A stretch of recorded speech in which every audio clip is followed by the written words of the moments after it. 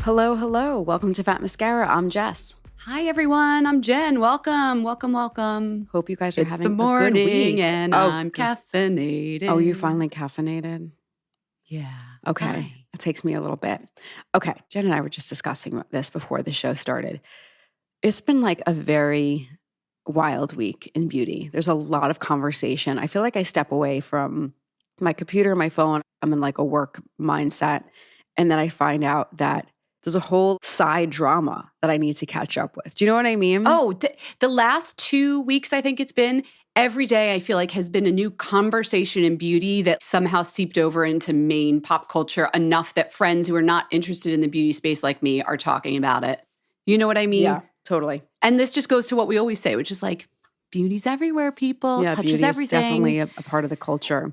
And clearly, yeah. Do we want to talk about this Mascara gate? crazy, Mascara gate? Okay, so It's been like 2 or 3 weeks now that this has been going on. Enough the that 3 like, weeks. I think everything just feels long. It's a February drag. But yeah, a couple weeks ago, this woman, this influencer, Michaela, everybody knows who she is. well, I don't want to assume everybody. I don't want to assume everybody, sorry. okay? Not everybody knows who she is. So Michaela, an influencer, was doing a video of her recording herself, and it was like I said, like L'Oreal ad partner, doing the telescopic Life mascara on one eye, and she was like, this literally just changed my life. And then she cuts to like the other eye, but magically it was almost like comical. The other eye had like a full strip of lashes on it.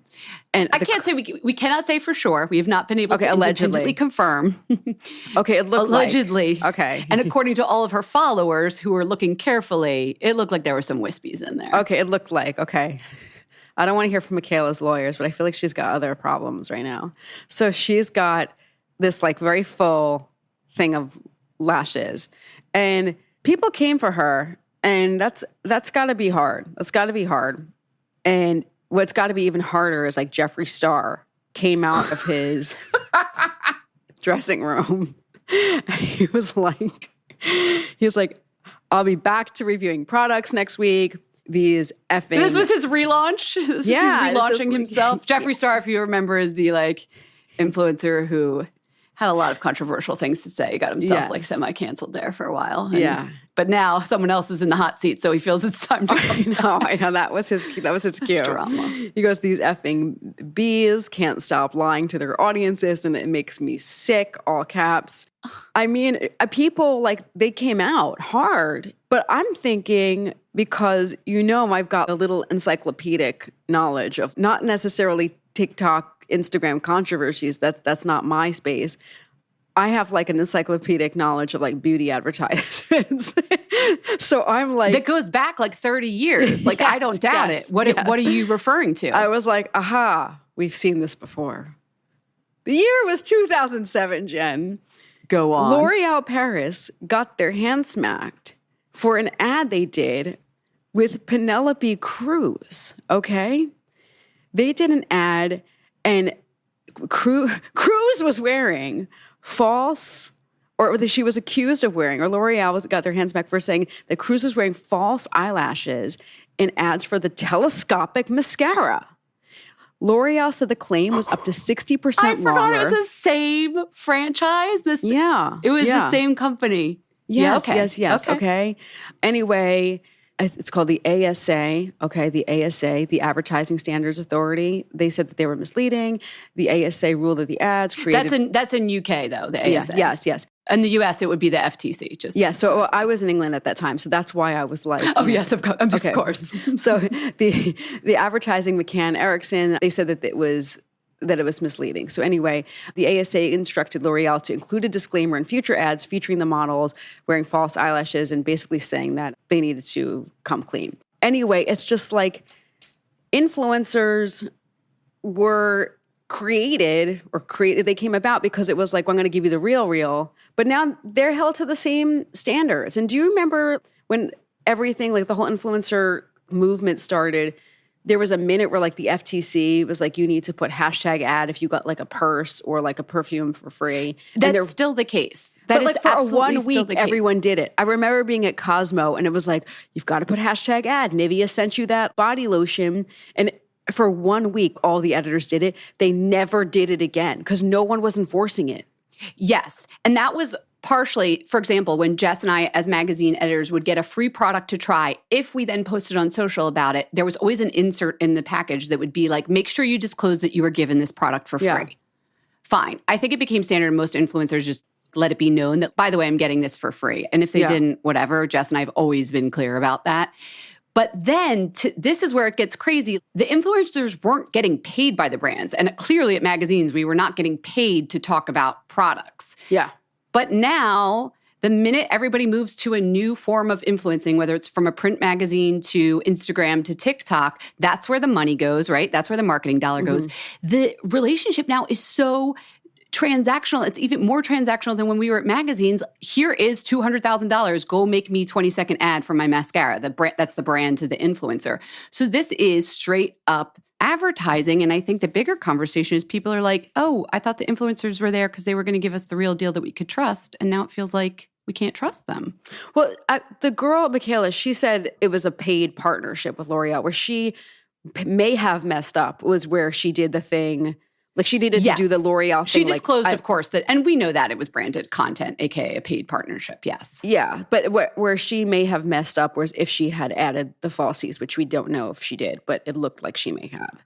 But it's just like the soupy, kind of like this whole shock is like exposing some like naivete, in my opinion, of like people being, wait a second, this isn't real. I don't know. There's a lot of... I don't think anybody's shocked that happens. I think it's the personalities that make it very clear that they aren't part of the system.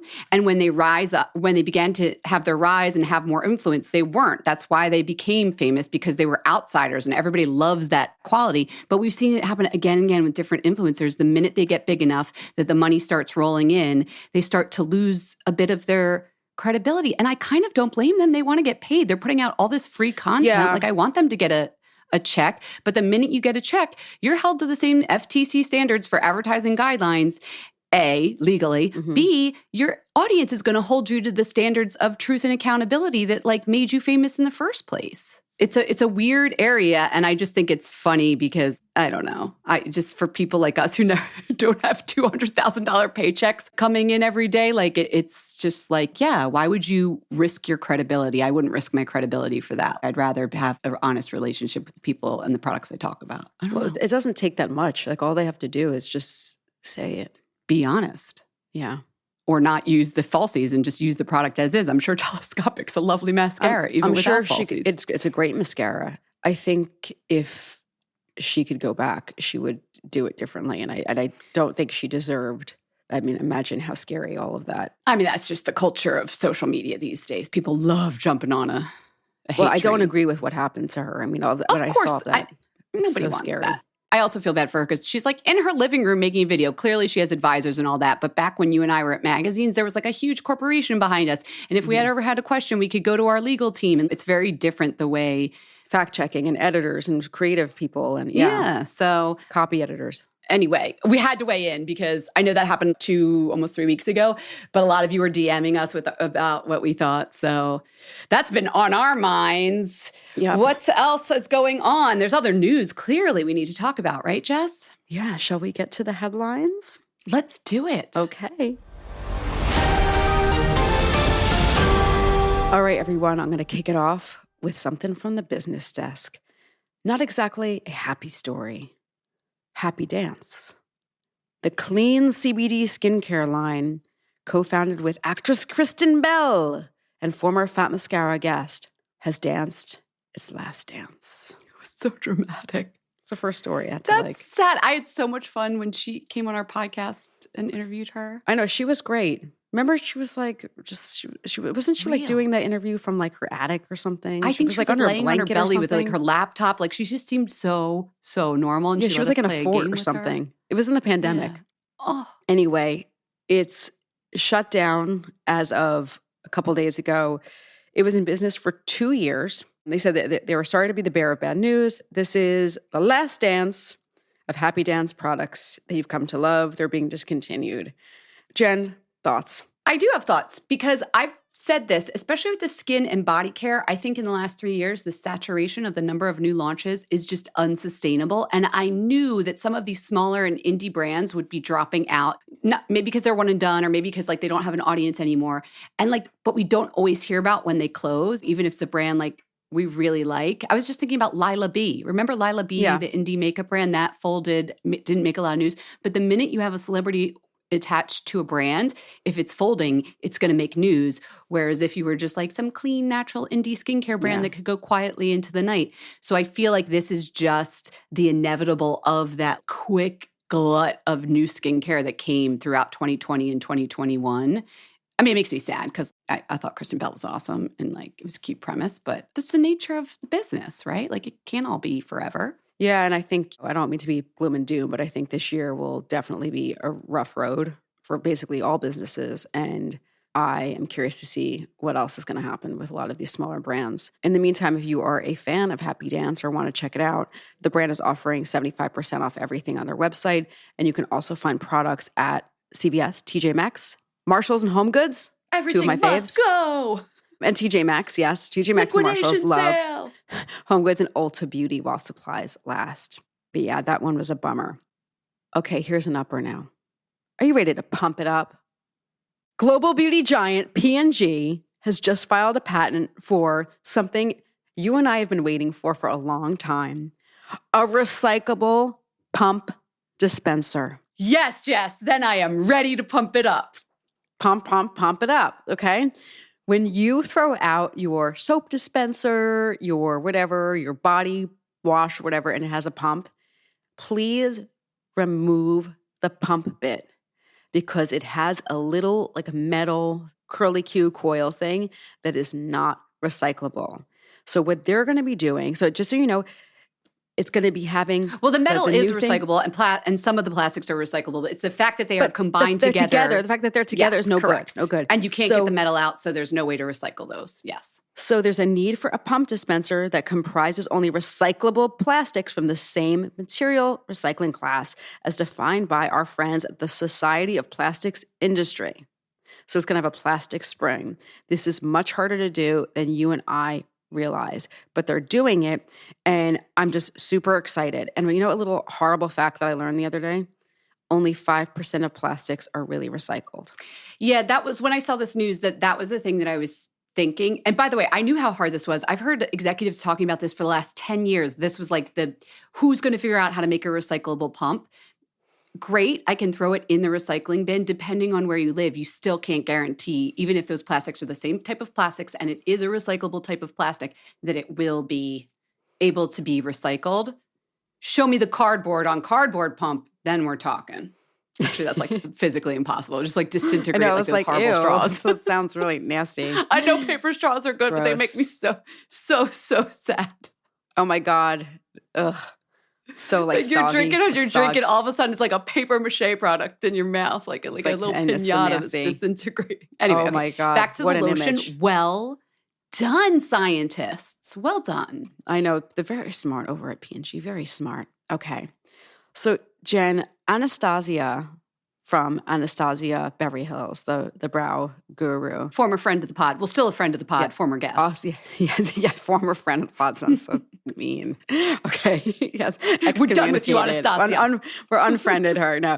Not at all. I still use her brow pencil every day. Good Lord. She had a massive birthday party for her 25th anniversary. She has been in business for a very long time.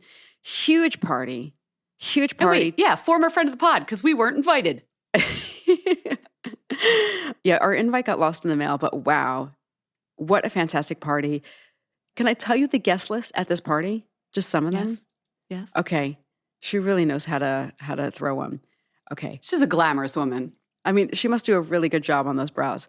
Oprah, Gail, Jennifer Lopez, Kim Kardashian, Kris Jenner, Sofia Vergara, Jessica Alba. How did all these schedules coordinate?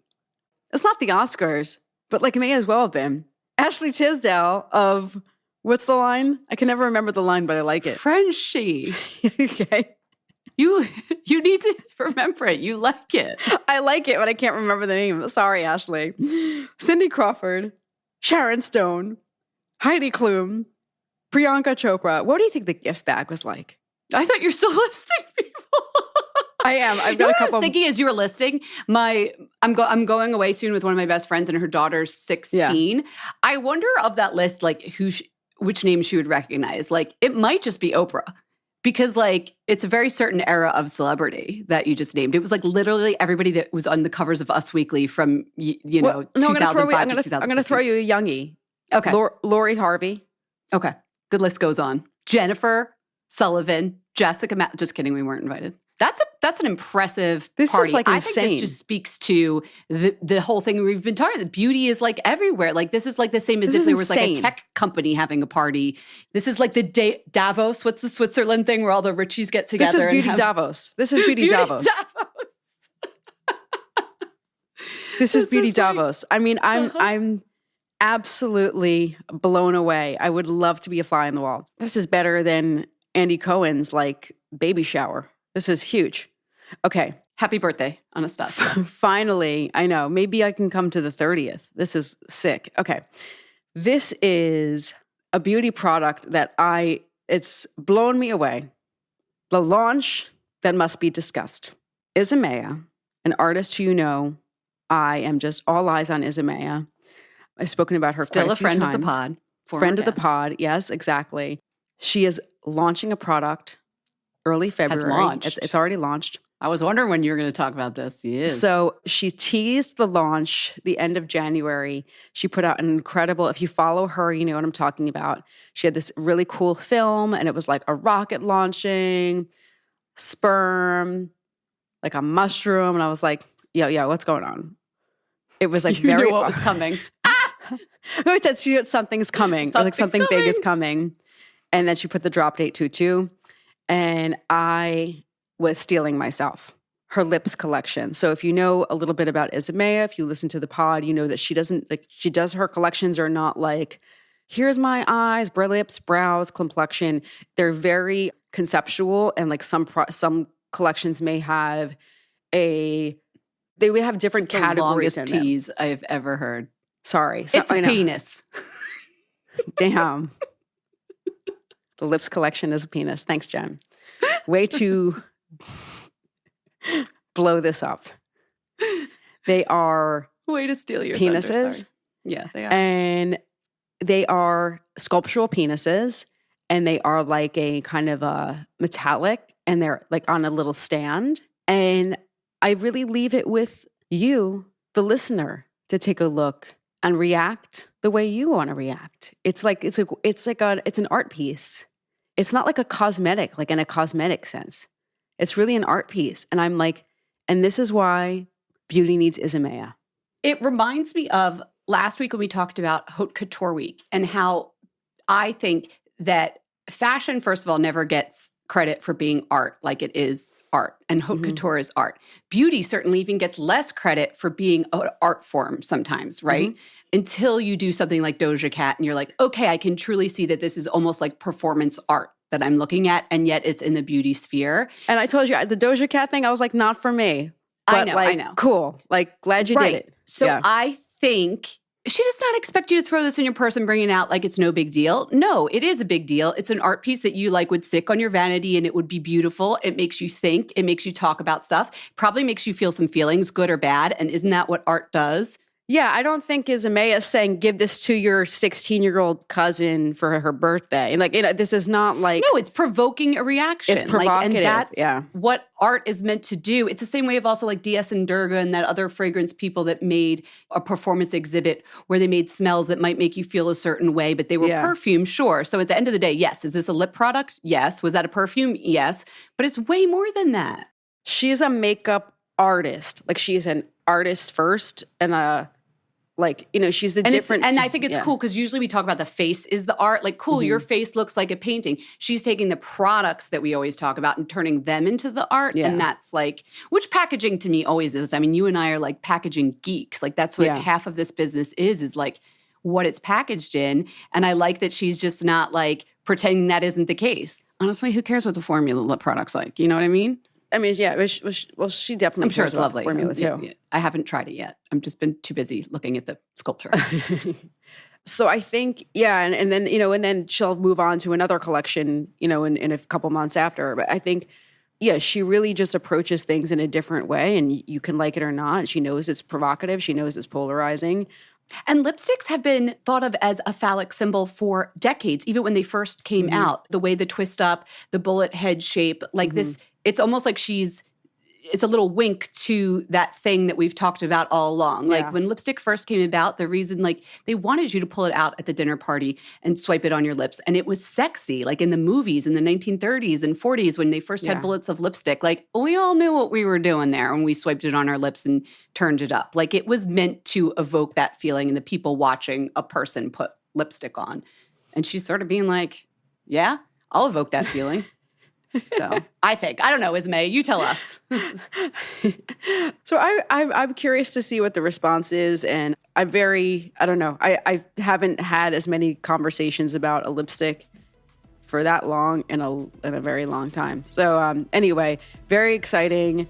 Yeah, that's the news. And it's quite the finish.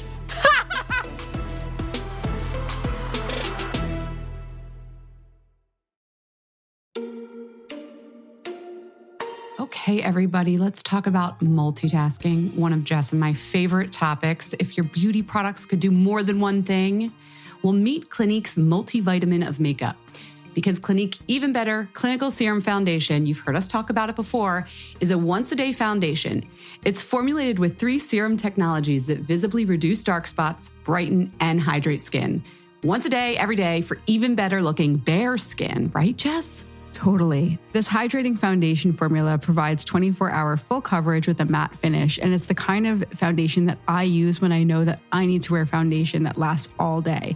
Listen, I know that feeling when you go into the bathroom, whether at home or the office, and it's like 12 p.m., 1 o'clock, and it's like, where did my makeup go? I can't stand that. If I'm going to put the effort in to wear foundation, it better last. So this oil-free, waterproof, sweat and humidity resistant foundation completely lasts. And I also love because it gives my skin like a little glow. It doesn't look like I'm wearing makeup. It just feels like it looks like skin. I know, and it might have that little glow because it's actually making your skin better. In as little as 8 weeks, skin appears even toned, radiant, smoother. It's great. Just once a day for even better looking bare skin. Shop Clinique Even Better Clinical Serum Foundation this Valentine's Day for 20% off. The discount's valid through February 14th. That's Valentine's Day. Find your shade today at Clinique.com. All right, so a lot of people know that Jen has a stepson who lives in Germany. And when Jen told me that she was learning German, I was like, Godspeed. How's it going? I'll tell you this. It wasn't going that well, but I just started using Babbel and it has reignited the learning process and it is so easy. So for those of you who don't know, Babbel is a language learning app. They've sold more than 10 million subscriptions. It's fun, it's easy, and it teaches you in these bite-sized language lessons. I don't have time for 2 hours to sit down and get into my Deutsch. I'm sorry. 15 minutes is where it's at. The app is so easy to use. All of the lessons are under 15 minutes. And they were created with real language experts, not some AI or anything like that. So I feel like I'm really getting the use of the language. They have 14 different languages, by the way, not just German. This isn't for people who want to learn German. If you want to learn Spanish, French, Italian, say you're traveling to a new country, you just want to pick up a couple phrases, this is the app for you. It's going to help you learn a language. And there are so many ways to learn. They have podcasts, games, videos, stories, in addition to those lessons I told you about. Plus, it comes with a 20-day money-back guarantee. You know, Jess and I love a money-back guarantee. So start your new language learning journey today with Babbel. Right now, when you purchase a 3-month Babbel subscription, you'll get an additional 3 months for free. That's 6 months for the price of 3. Just go to Babbel.com and use promo code FATMASCARA. That's BABBEL.com, code FATMASCARA.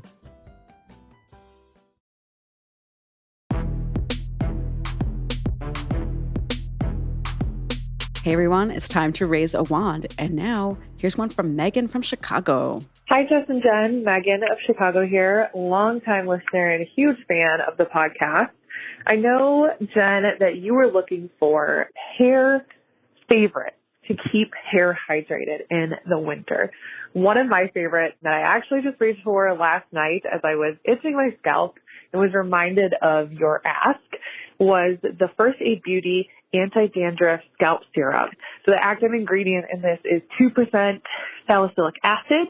And as with all First Aid Beauty products, it's safe for sensitive skin.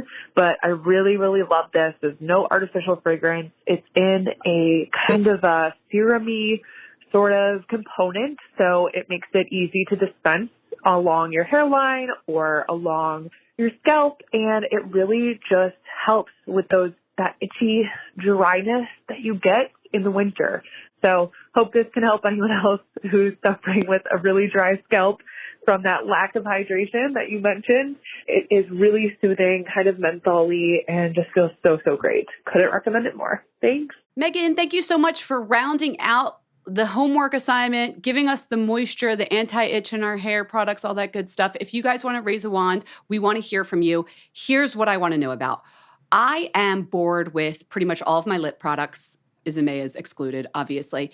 But all of my lip stuff is matte. I think it was because of the masks that we were wearing so long. I kept buying matte, long-lasting lipsticks. I kept buying lip liners. Now that our lips are out from behind the mask, I need like everybody's like ride or die, like creamy, shiny. Maybe it's a gloss, but really like what is your lipstick that you could swipe on again and again? If I went in your purse, it would be down to like a nubbin. It would be all misshapen. You love that thing. You buy it in bulk. Like what are people's favorites? I feel like there's so many lipsticks right now that it's hard for me to like dial into the one that is the best. And I just want to hear what our listeners swipe on again and again. So that's your homework. Send us a voice memo talking about your favorite lipstick. Tell us the shade it is too and why you love it. You can send that to info@fatmascara.com, or you can leave me and Jess a voicemail. We will not pick up the phone. It's not like a little landline ringing in my house. It's a special internet doobly-doo where it comes in space and then comes into my computer. So no, I will not pick up the phone. The phone number is 646-481-8182. Both of those things are also in the show notes, so you can click that way and just tell me about your favorite lipstick. And now, Jess, go ahead and raise your wand. Oh my God, I've been so excited to talk about this. I've like been using it for a couple of months, and I don't know why I didn't talk about this sooner, guys. I'm sorry. Okay, ready? The brand is called Atwater. It's a relatively new brand. It's only been around for about a year or so. Chris, don't kill me. The founder, Chris Salgado, he used to be the president of Kiehl's. We had him on the show early days, like within the first maybe 20 episodes when we started doing the podcast like 6-7 years ago now. Chris Salgado left Kiehl's, and shortly thereafter, after a couple of years, he started this brand called Atwater. And they do a lot of men's products, but they also make this amazing body scrub and cleansing bar that really, I mean, let's just be real. Men's products, women's products, like can we just call it like gender neutral products? That sounds so like old fashioned. How about we just call them products? Products. They're just products because I take showers in my husband's shower and he loves Atwater. So I've been using the Atwater stuff. My favorite product is the Clean Impact Body Scrub and Cleansing Bar. It has the perfect amount of grit, the perfect amount of scrub, and it's not drying. It's a refreshing, scrubby bar that like I rub on the size of my arms. You love a big old blocky scrubby bar that like hurts in a good way, very gentle scrub on your thighs. On the thighs, on the tush, like, on the calves, Y'all know Jess isn't separate dry body brushing, so you just better put all that dry body brush and exfoliating quality into the bar if you wanted to do it. It's so good. But it also, here's the thing, it also moisturizes. It's got jojoba.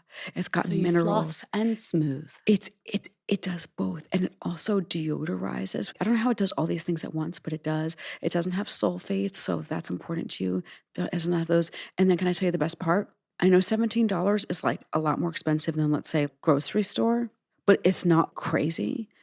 And it's a nice treat. And it's going to last you a long time. Okay. It's your $17 treat from Atwater. I'm telling you, use it and then write me and tell me how much you love it. I will do that. Okay. I'm raising a wand to not a beauty product this week. Oh, okay. You know, I'm a home cook, that I cook quite a bit, which you like to bring up because I think you find it interesting because it's very different from the way you're always just like, I don't know, you're cooking stuff. One day I'll do it. One day. Listen, my son lives in Germany. I deal with him like 2 weeks every 2 months. So I don't have a small child, but I do have a love of home cooking. And this is the trendiest freaking food product. And I don't care. It's fucking great.